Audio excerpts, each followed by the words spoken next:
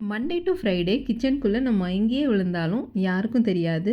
ஆனால் வீக்கெண்டில் கிச்சனுக்குள்ளே தான் எல்லோரும் இருப்பாங்க. வீக்கெண்ட் வந்துட்டால் சின்ராஸை பிடிக்க முடியாதுங்கிற மாதிரி தான் எனக்கு முன்னாடி என் வீட்டுக்கார் வந்து கிச்சனை சார்ஜ் எடுத்துக்குவாங்க. க்ளீனிங் ஒர்க்கு, டிஸ்போசல் இதெல்லாம் பார்ப்பாங்க. அன்றைக்கி மட்டன் எப்படியும் சிக்கன் ஒரு மட்டன் அந்த மாதிரி தான் எடுத்திருப்போம். அதை க்ளீன் பண்ணுறதுக்கு அவங்களுக்கு சிங்கில் ஸ்பேஸ் வேணும். அதுக்காக பாத்திரம்லாம் கொஞ்சம் விளக்குவாங்க. விளக்கிட்டு என்னை விட என்னென்னலாம் ஆர்கனைசிங் டெக்னிக்கெல்லாம் அவங்களுக்கு தெரியும்னு நான் லேட்டராக தான் தெரிஞ்சுக்கிட்டேன். அவ்வளோக்கு எல்லாத்தையும் ஆர்கனைஸ் பண்ணி பாத்திரம் விளக்காமல் ஓரமாக தள்ளி வச்சுட்டு அந்த வாங்கிட்டு வந்த நான்வெஜ் எல்லாம் க்ளீன் பண்ணி வச்சுருவாங்க. அதுக்கப்புறம் தான் நம்ம வந்து சார்ஜ் எடுத்துக்கிறது. சண்டே மார்னிங்கோட விலாகை நான் ஆல்ரெடி ஷேர் பண்ணிட்டேன். கிரில்டு சாண்ட்விச் பண்ணோம். மதியத்துக்கு வந்து மட்டன் சூப் வச்சுட்டு மட்டன் நல்லி வாங்கிட்டு வந்திருந்தாங்க. அதையும் நான் கிரேவி கொஞ்சம் மசாலா டைப்பில் மட்டும் பெரட்டிட்டு கீ ரைஸ் பண்ணியிருந்தேன். ஃபஸ்ட்டு மட்டன் சூப் பண்ணிவிட்டு எல்லோரும் எடுத்து குடிக்க ஆரம்பித்தாச்சு.